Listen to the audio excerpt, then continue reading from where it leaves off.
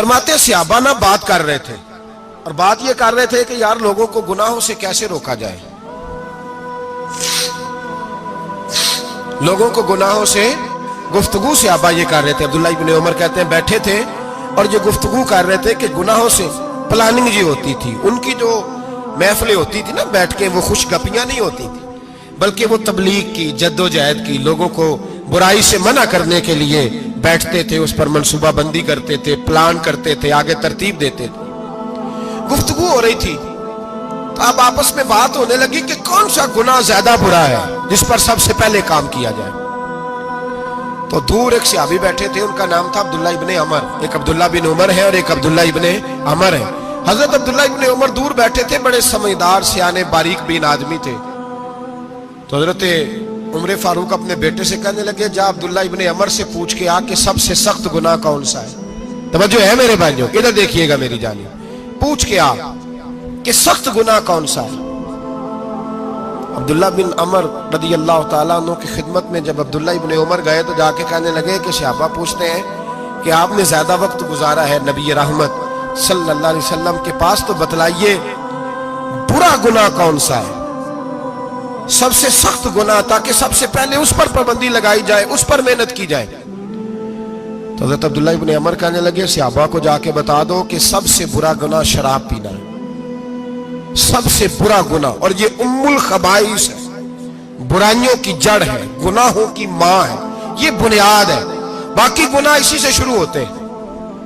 کہتے ہیں میں نے آ کے بتایا تو حضرت ابو بکر صدیق رضی اللہ تعالیٰ عنہ سیدنا فاروق اعظم کہنے لگے خود جاتے ہیں، ان کے پاس خود جاتے ہیں، چونکہ ہم نے بات سننی ہے ہم خود جاتے ہیں اور ان سے جا کر کے سوال کرتے ہیں کہ اگر آپ کو اس تفصیل کا پتہ ہے نا تو اس کے پیچھے بھی کوئی تفصیل ہوگی جو میرے نبی پاک نے بیان کی ہوگی صلی اللہ تعالی علیہ وسلم، اس تفصیل کا بھی آپ کو پتہ ہوگا جو نبی پاک نے بیان کی ہوگی، اس بات کے پیچھے جو بیک گراؤنڈ ہے، جو پس منظر ہے۔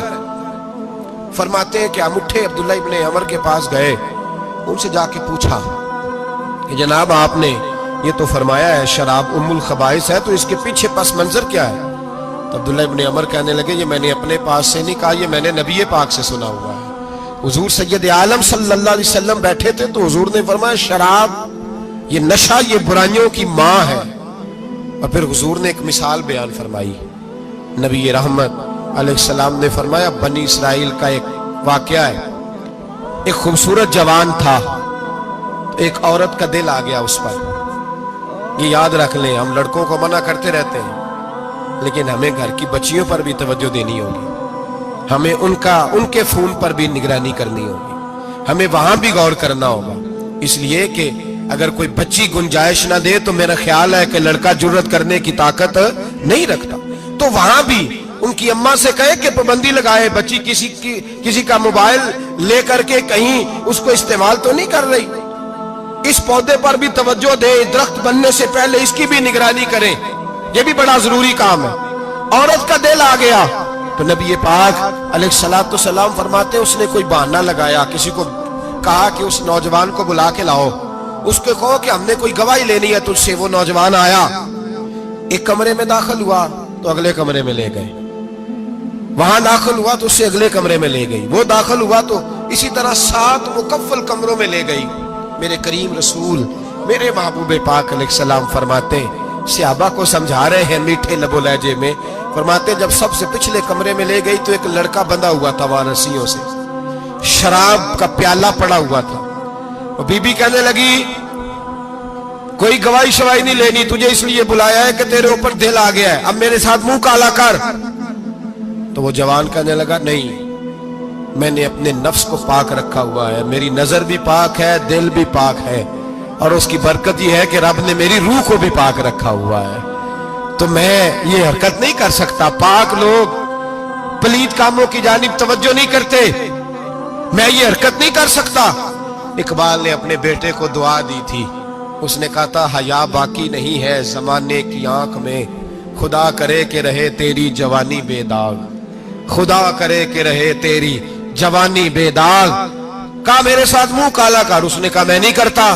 کہنے لگی چل پھر اس کو قتل کر، اس کو میں نے باندھا ہوا۔ اس نے کہا میں قتل کیوں کروں، मेरी क्या दुश्मनी है? कहा फिर शराब पियो।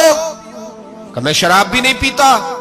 तो कहने लगी अब तो मैंने तुझे अपने चुंगल में फांस लिया है, अब तू यहां से बच के जा नहीं सकता, और अगर तू बाहर जाएगा तो मैं शोर करूंगी, लोग जमा करूंगी, इसने मेरी इज्जत आबरू पे हाथ डाला है, तो तू बच तो नहीं सकता, एक काम तो करना पड़ेगा। महबूब फरमाते उस नौजवान ने सोचा कि जिना भी बहुत बड़ा जुर्म है, कत्ल भी बहुत बड़ा गुनाह है, चलो अब मजबूरी है तो शराब पी लेता हूं। लेकिन वो समझा ना कि शराब तो बुनियाद है।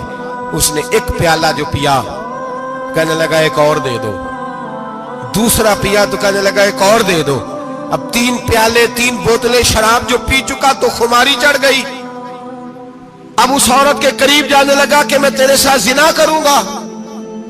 उसने कहा जब तक मैं करीब नहीं आने दूंगी जब तक तू इसे कत्ल न करे। उसने उसे कत्ल भी किया, जिना भी किया। तो महबूब फरमाने लगे ये कत्ल और जिना जो हुआ है तो ये शराब की वजह से हुआ है। गोया शराब वो जुर्म है जो कत्ल भी कराएगी, जो जिना भी कराएगी। और अगर आप नशई को देखें, अगर आप शराबी को देखें, तो क्या वो डकैतियां नहीं करता फिरता, वो चोरियां नहीं करता, वो अपनी ही माँ का जेवर नहीं बेच आता, वो अपनी ही बहन का पड़ा हुआ जहेज नहीं बेच आता, वो अपने ही घर में डाके नहीं डालता, वो अल्लाह के घर मस्जिद में आकर के चोरी नहीं करता,